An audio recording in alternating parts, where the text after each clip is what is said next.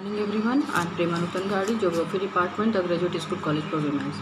आज मैं सेमेस्टर 5 के लिए CC11 का 4th यूनिट शुरू कर रही हूँ, जिसमें आसियान और सार्क है। आसियान दक्षिण पूर्व एशियाई राष्ट्रों का संघ, इसे हम आसियान कहते हैं, यानी association of south east Asian nation. ASEAN का फुल फॉर्म हुआ। स्थापना विश्व के दक्षिण पूर्वी एशियाई राष्ट्रों इंडोनेशिया, फिलीपींस, मलेशिया, सिंगापुर तथा थाईलैंड द्वारा आरंभ में आसियान की स्थापना की गई, जिसका औपचारिक गठन 8 अगस्त 1967 को बैंकॉक घोषणा द्वारा किया गया था। वर्तमान में आसियान की सदस्य संख्या 10 है। वर्ष 1984 में ब्रुनोई, 1995 में वियतनाम, 1997 में म्यांमार व लाओस द्वारा आसियान में प्रवेश करने के बाद 1999 में कंबोडिया को भी आसियान में सदस्यता दी गई थी। 23 जुलाई 1996 से भारत को आसियान में पूर्ण वार्ताकार का दर्जा प्राप्त हुआ। भारत के अतिरिक्त पूर्ण वार्ताकार का दर्जा प्राप्त करने वाले अन्य देश हैं अमेरिका, चीन और रूस। इसका सचिवालय जकार्ता है। उद्देश्य है, आसियान के मुख्य उद्देश्य हैं दक्षिण पूर्वी एशिया में आर्थिक प्रगति को तीव्र गति करना और उसके आर्थिक स्थायित्व को बनाए रखना। मोटे तौर पर कहा जाए तो इसके निर्माण का उद्देश्य सदस्य राष्ट्रों में राजनीतिक, सामाजिक, आर्थिक, सांस्कृतिक और व्यापारिक, वैज्ञानिक, तकनीकी और प्रशासनिक इत्यादि क्षेत्रों में परस्पर सहायता करना और सामूहिक सहयोग से विभिन्न साझी समस्याओं का हल निकालना था, जो इसके निर्माण के समय आसियान घोषणा में स्पष्ट रूप से दिखाई पड़ता है। इसका उद्देश्य इस क्षेत्र में एक साझा व्यापार तैयार करना था तथा सदस्य देशों के मध्य व्यापार को बढ़ाना भी था। आसियान का अब तक कुल 34 शिखर वार्ताएं हो चुकी हैं। सर्वप्रथम 1976 में बाली, इंडोनेशिया में और दूसरा कुआलालंपुर, मलेशिया में 1977 में संपन्न हुई है। तीसरी शिखर वार्ता 10 वर्षों के पश्चात 1987 में मनीला, फिलीपींस में हुई और चौथी सिंगापुर में 1992 में और पांचवी बैंकॉक, थाईलैंड में हुई और 1995 में और 96 में हनोई या वियतनाम में हुई थी। 2011 से शिखर वार्ताएं लगभग प्रति वर्ष संपन्न हो रही हैं, जो ब्रुनोई, नोम पेन्ह, Laos, Kuala Lumpur, Cebu city, Hanoi, Jakarta, बंदर मेरी बागबान ब्रुनोई में ही है, कुआलालंपुर और लास्ट 2019 में थाईलैंड में संपन्न हुई है। आसियान के पिछले कुछ शिखर सम्मेलनों का संक्षेप में वर्णन दिया जा रहा है। आसियान का 13वां शिखर सम्मेलन 20 से 22 नवंबर 2007 में सिंगापुर में संपन्न हुआ था। इसकी उपलब्धि आसियान के ऐतिहासिक चार्टर को स्वीकार करने की थी। जो भी नियम बनाए गए थे, जो भी उद्देश्य थे, उनके बारे में स्पष्ट बातचीत हो रही थी। इसके अंतर्गत आसियान को नियमों पर आधारित समुदाय बनाने के अतिरिक्त 2015 तक आसियान आर्थिक समुदाय बनाने का प्रस्ताव भी स्वीकार किया गया। इसी सम्मेलन में भारत आसियान 6ठा शिखर सम्मेलन भी संपन्न हुआ, जिसमें इस समूह के साथ भारत का व्यापार वर्ष 2010 तक 50 अरब डॉलर करने का लक्ष्य रखा गया।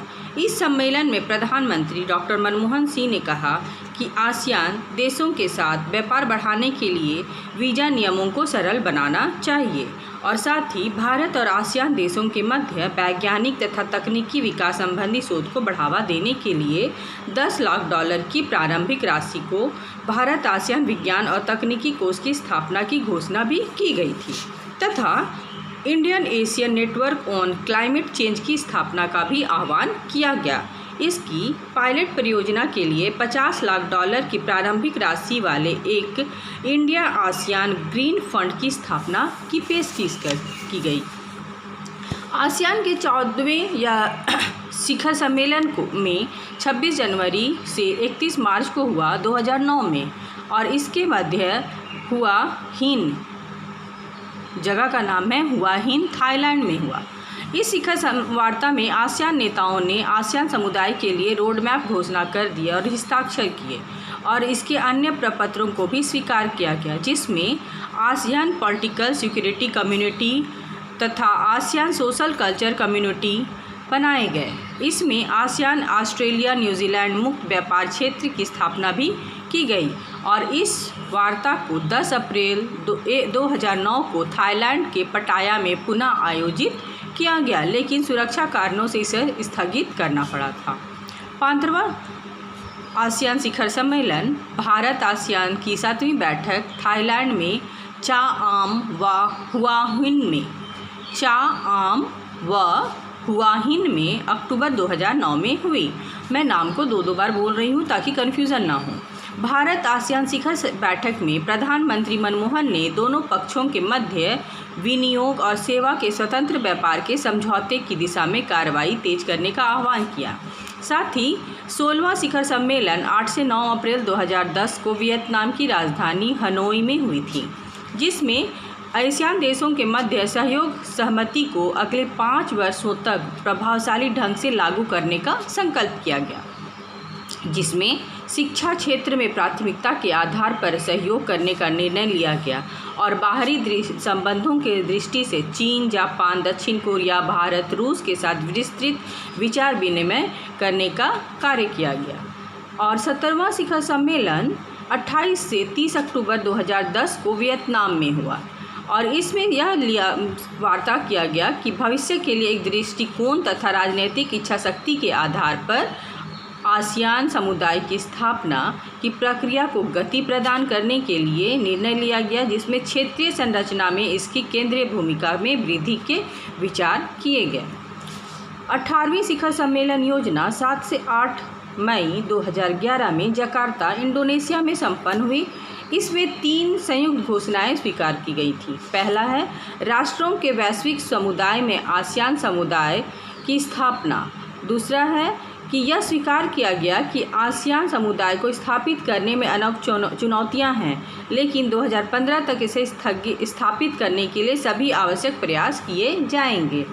और 19वां शिखर सम्मेलन अक्टूबर 2011 में इंडोनेशिया में ही और 20वां और 21वां सम्मेलन कंबोडिया और की राजधानी नाम पेन्ह में संपन्न हुआ और 22 और 23 शिखर सम्मेलन ब्रुनोई में और 24 और 25 शिखर सम्मेलन म्यांमार में संपन्न हुआ और 26-27 सम्मेलन मलेशिया और 28वां सम्मेलन लाओस में संपन्न हुआ था।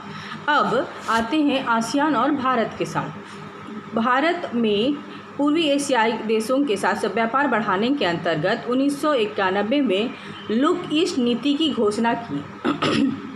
इस नीति के अंतर्गत आसियान और भारत के मध्य साझेदारी निरंतर तेजी से बढ़ती जा रही थी। भारत ने सन 1992 में आसियान का क्षेत्रीय वार्ता साझेदार बना और आपसी हितों को ध्यान में रखते हुए आसियान ने सन 1995 में बैंकॉक में अपनी 5वीं शिखर वार्ता में भारत को पूर्ण वार्ताकार साझेदार के रूप में स्वीकार किया और आमंत्रित किया। भारत ने सन 1996 में आसियान रीजनल फोरम ARF का सदस्य भी बन गया और 2002 से भारत और आसियान के मध्य वार्षिक आधार पर शिखर वार्ताओं का आयोजन किया जा रहा है। अगस्त 2009 में भारत ने थाईलैंड में आसियान देशों के साथ मुक्त व्यापार समझौते पर हस्ताक्षर किए। इसके समझौते के अनुसार भारत और आसियान देश वर्ष 2013 से 2016 के मध्य 80% से अधिक व्यापारिक उत्पादों का आयात कर हटा लेंगे और इसी समझौते के फलस्वरूप दोनों पक्षों के मध्य वार्षिक व्यापार $40 अरब से बढ़कर $60 अरब हो जाने की आशा व्यक्त की गई। साथ ही वर्तमान में भारत और आसियान सेवा और विनियोग में व्यापार समझौते की वार्ता हो रहे हैं।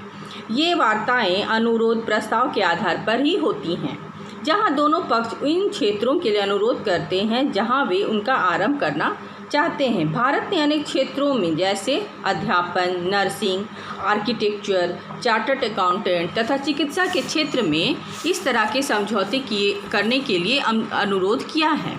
साथ ही क्योंकि भारत में ऐसे क्षेत्रों में पर्याप्त व्यक्ति उपलब्ध हैं जो आसियान देशों में रोजगार अवसरों का उपलब्ध लाभ उठा सकते हैं और भारत आसियान देशों में अपने दूरसंचार, सूचना तकनीक, पर्यटन तथा बैंकिंग नेटवर्क का विस्तार कर सकता है।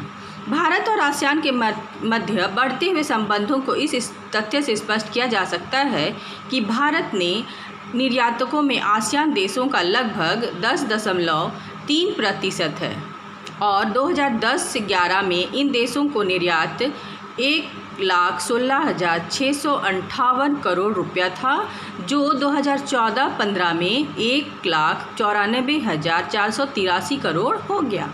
यहाँ तक आयात का प्रश्न है। 2010 से 11 में आसियान देशों ने 1,39,439 करोड़ रुपया आयात हुआ, जो 2014-15 में 2,73,405 करोड़ के लगभग हो गया, जो आयातों का 10% था। इस तरह हम देखते हैं कि 14-15 में भारत ने आसियान देशों के साथ करीब 76.5 अरब डॉलर का व्यापार किया, और जो 2015-16 में बढ़कर यह राशि 26.7 अरब डॉलर के करीब थी, जो पहले कम था। निर्यात अलग, आयात अलग, मगर बीच के देशों में देखा जाए जो समय में हुए 2019 के बाद 2015, 16, 17, 18, 19 तक, वे सारे निर्यात और आयात दोनों में वृद्धि हुई। इस तरह भारत आसियान के साथ अपनी साझेदारी अच्छी तरह से और पूर्ण रीति के साथ निभा रहा है।